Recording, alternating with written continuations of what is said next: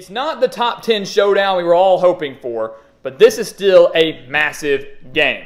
Number 10, USC traveling to South Bend to take on number 21, Notre Dame. The Trojans trying to keep their college football playoff hopes alive. Notre Dame already eliminated from the college football playoff, just hoping to play spoiler against their bitter rival. So will the Fighting Irish pull off the upset at home, or will USC come in and escape with a massive resume-boosting victory? That is the question we're going to answer today. So welcome back to the Gridiron Expert, guys. We're so glad that you could join us today. As always, please continue to like, comment, subscribe, share our videos, and of course, check out everything down in the description below, including our expert picks over on our website, thegridironexpert.com, where we are beating out over 80% of the national analysts and are on a 36 to 15 run. So if you want guaranteed winnings, if you want big-time winnings, if you want the best customer service any handicapper in the country is going to give you, yes, we can promise you that, this is the place for you. Go sign up today. It's a full year-long subscription, so you buy now, you get it through week 7 of next year, full 365 days, and it will be the best decision you make all season long. Do not miss out on those expert picks. Also, check out our Patreon account and send us some gear to be represented in every single Gridiron Expert video. We've got tons of gear sent in from you guys, the fans of our GE Nation. Got a USC helmet up there sent by our guy Ryan Dobis. We'd love to get some more gear to represent, again, your team in every single video all year long. So let's take a look at this game, guys. I think we were all hoping for maybe an undefeated showdown between USC and Notre Dame. At the least, a top 10, top 15 showdown between the Trojans and the Fighting Irish. At the least, a game where both teams were still in college football playoff discussion. But Notre Dame kind of screwed that up, and they went on the road and lost to Louisville last week. If you take a look at this series, though, guys, Notre Dame leads the all-time rivalry series over the Trojans, and they have won 5 of the last 8 games against USC. But last year snapped a 4-game winning streak in the series when they went out west and lost to the Trojans 38-27. And all things considered, considering their quarterback turmoil, was a pretty respectable showing against a good USC team. Take a look at it this year, and we'll start on offense. USC is the Caleb Williams show, and we know that. The reigning Heisman Trophy winner is pretty much, I'm not going to say a one-man show, but the offense would be nothing without him. And clearly USC believes that, and clearly they have faith in him on doing everything by himself, and that was evidenced by what they did on that 2-point conversion try last week against Arizona. Third overtime, line them up one-on-one. The whole lineup's out left. He lines up out right and goes one-on-one against the Arizona defender, gets the 2-point conversion, ultimately wins the game for USC. This is a guy that's thrown for over 1,800 yards, 22 touchdowns, just 1 interception, leads an offense averaging over 520 yards per game, 355 through the air, 168 on the ground. If you have Caleb Williams under center, you always have a chance. And I'll put it like that. If he's your quarterback, you always have a chance because he makes some absolutely ridiculous plays. There's obviously makes sense that he's going to be the #1 pick in next year's NFL draft if he just chooses to go. Take with that as you will. Marshawn Lloyd, though, has been phenomenal as well. We talk so much about Caleb Williams. We talk about his wide receivers like Taj Washington and Brendan Rice. But the running game for USC has been there this year. Marshawn Lloyd, 519 yards, 4 touchdowns. Again, this is a rushing team game that's nearly averaging 170 rushing yards per game. So give credit to Lincoln Riley and the Trojans here.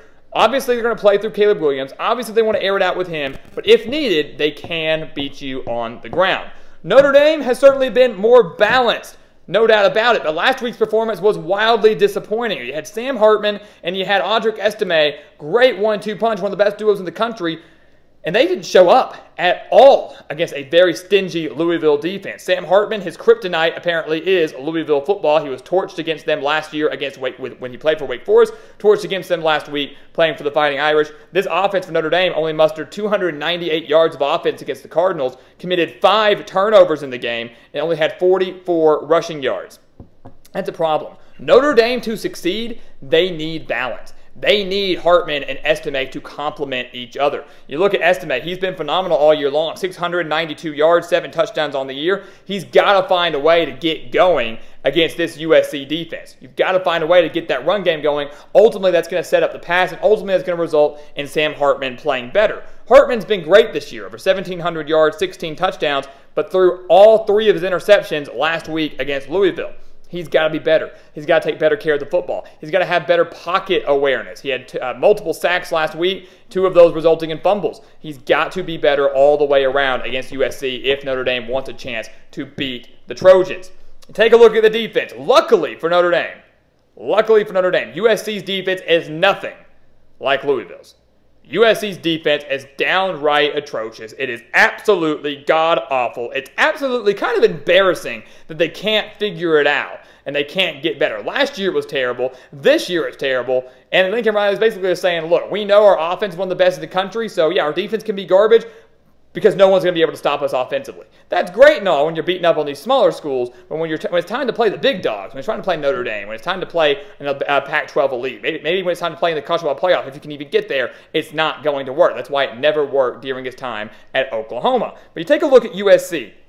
They're giving up 421 yards per game, 264 through the air, 157 on the ground. And look what they've done these last few weeks. They barely beat Arizona in triple overtime last week. They allowed 506 yards to the Wildcats, including 203 on the ground. The week before, they allowed Colorado to come back, make that game. They only beat Colorado by 7, 48-41, gave up 564 yards of offense to the Buffaloes, including 193 on the ground. Let's keep in mind, Colorado's offensive line is god-awful. They're terrible. They can't protect their quarterback for anything, yet somehow their offensive line was able to open up holes for their run game against this USC defense. USC has been outgained significantly in each of their last 2 games. They've allowed 28 points in 4 of their 6 games. At least 28 points in 4 of their 6 games. The only 2 exceptions were against Nevada and Stanford, 2 of the worst offenses and 2 of the worst teams in the entire country. Yes, they have 22 sacks on the year. Yes, they have forced 8 interceptions on the year. But this defense is downright atrocious. And if they don't figure it out, Audric Estime and Sam Hartman are going to torch this defense in South Bend. If you want to play devil's advocate, you can look at Notre Dame's defense and go, yeah, they're good, but do they have what it takes to shut down this offense? Again, you go back to that Lincoln Riley mentality of, yeah, our defense isn't great. We know that, but how many teams can truly stop our offense? Probably not many. And you wonder right now, is Notre Dame capable of that? The defense is good. Yes, they gave up 33 points last week to Louisville. That's going to be what you see at first glance. But you realize that 9 of those points came off of Notre Dame turnovers because they gave Louisville a short field. So credit to Notre Dame. Louisville had all these short fields, and the defense held strong and held the Cardinals to field goals. But if you subtract those 9 points, they've only allowed 24 points against the Cardinals. They still probably lose the game 24-20, but it doesn't look nearly as bad. So the defense of Notre Dame, I still feel like it's pretty solid. They held the Cardinals to 145 passing yards on the day. That's a team that wants to throw the ball, but figured out that Notre Dame couldn't stop the run, so let's just keep giving the ball to Jawar Jordan, who absolutely torched the Fighting Irish. If you're Notre Dame in this game, you need to have the same recipe that you had last week. It obviously wasn't ideal to give Louisville multiple short fields. It wasn't ideal to have so many turnovers. Last week's loss for Notre Dame was more so on the offense and coaching than it was the defense. But if you want to beat USC, you've got to have the same recipe of, you know what, let USC run against us. Let them go to town. Let us hand it off. We'll get some stops there. Don't let them throw.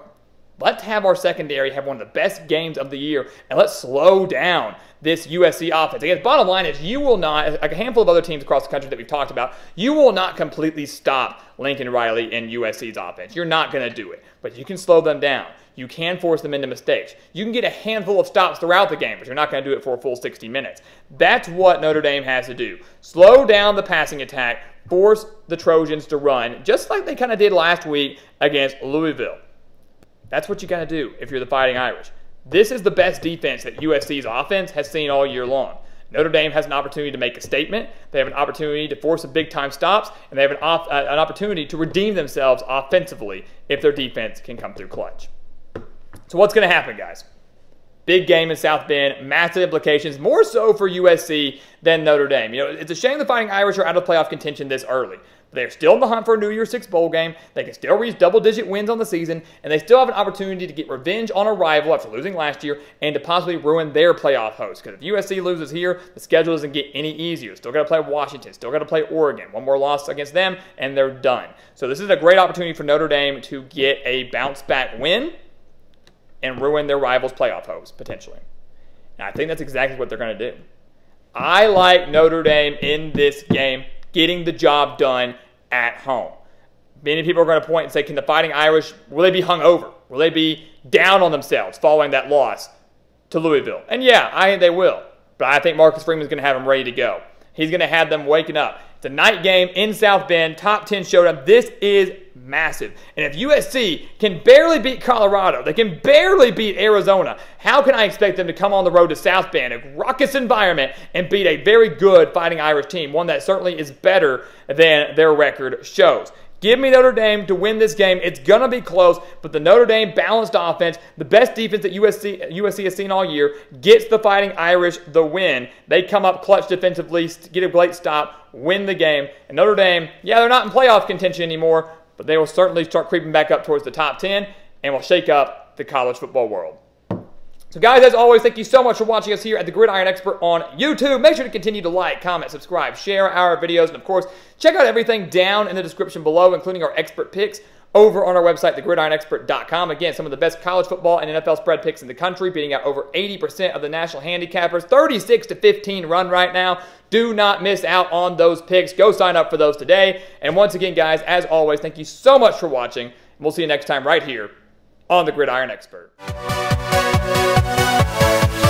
Yeah.